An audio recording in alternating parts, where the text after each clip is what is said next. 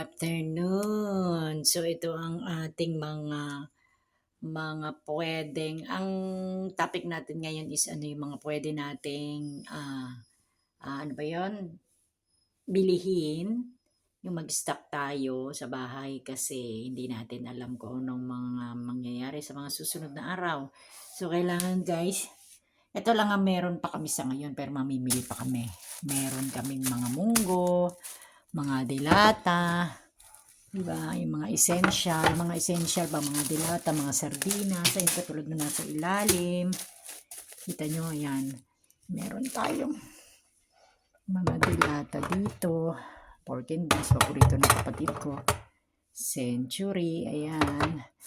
Meron tayong ganito, may milk, in case.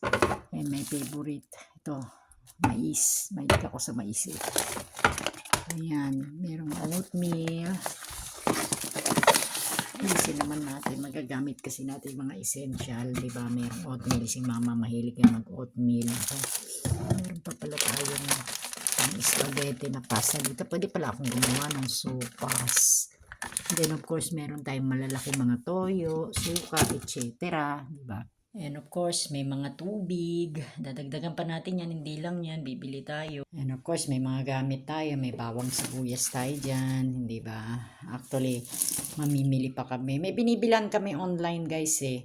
May mga gamit din tayo dito, mga seasoning, mga pangangailangan natin sa pagluluto. And then yan, mga malalaking patis, mantika, etc. Hindi ba, mga miswa, and ano pa to, mga udong. Masarap ang udong, tsaka miswa. Ayan. So, syempre, kailangan marami tayong bigas. Puno pa naman ito, tapos may isa pa, tapos bibili pa kami. And then, kailangan may mga stock tayo na gasol. Meron pa kami dalawa dyan. Alright,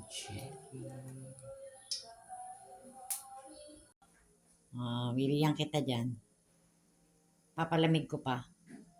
Continue our topic guys. So yun nga ang karugtong ng ating mga topic ngayon. Sa panahon ngayon, kailangan talaga natin mag-imbak ng mga pagkain, di ba? Kasi yung mga napapanood natin sa mga news, hindi ba, kung ano-ano ang posibleng mangyari.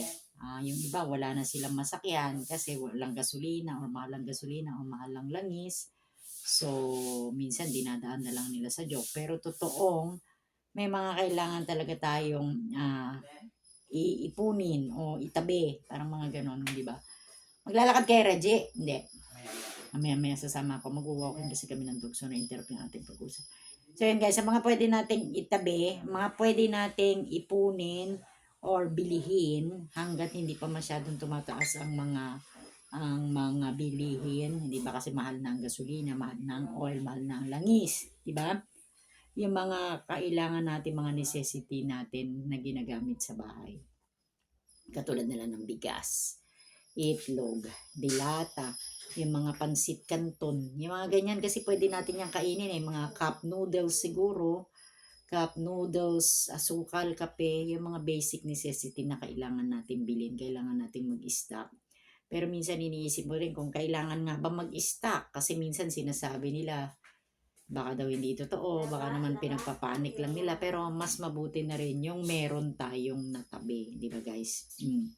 So yun, mga biskwit, delata, asukal, kape, mantika, yung basic necessity lang natin, toyo, suka, mantika, and then ang lutuan, best idea na pwede nating lutuan na hindi tayo pwedeng gumamit ng gas or hindi tayo bibili ng gasol ay uling.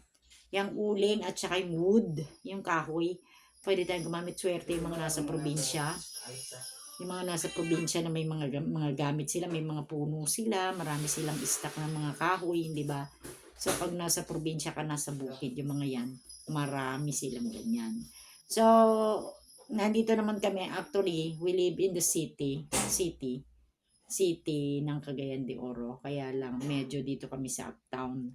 So, malapit na naman kami sa bilihan, hindi ba? Pero, yun nga. Kasi, hindi natin alam. Magmamahal na yung gasol, magmamahal na yung kuryente, magmamahal na yung tubig. Hindi natin alam. Tubig. Isa pa yan. Importante nating kailangan meron tayong mga ipon, guys.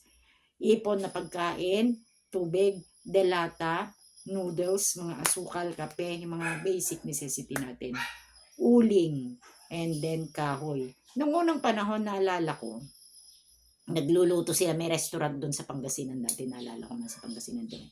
Merong pansiteria doon si Lolo Akong, ewan, hindi ko nakalimutan ko na yung pangalan niya. Basta may pansiteria siya doon, Tita Ada, kung naalala mo, ipaalala mo sa akin kung anong pangalan nun. May pansiteria doon, nung maliliit pa kami, naalala ko na sa Pangasinan kami, sinasadya at dinadayo ng mga tao kasi ang sarap-sarap ng pansit niya, guys.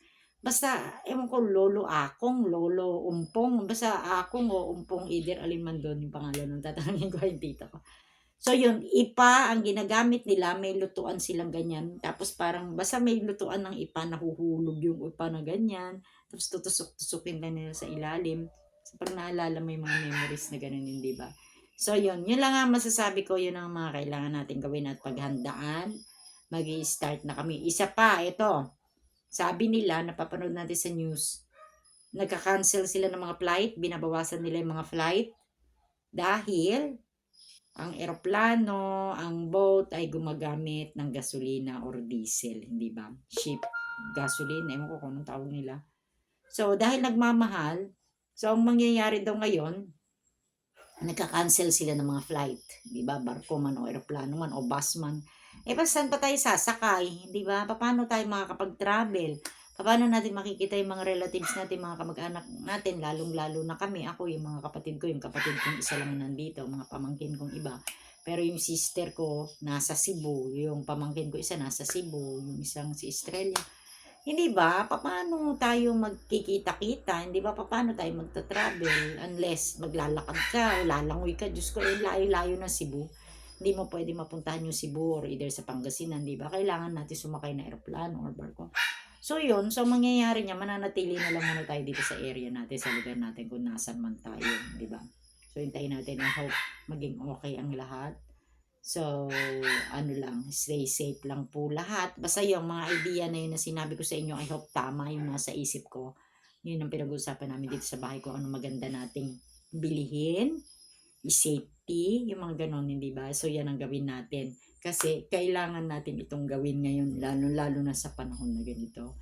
So, anyway, happy Friday, guys. See you on my next vlog. Salamat nga pala sa mga nanonood, sa mga bagong subscribers, sa mga old na subscribers natin. Thank you, guys. See you on my next vlog.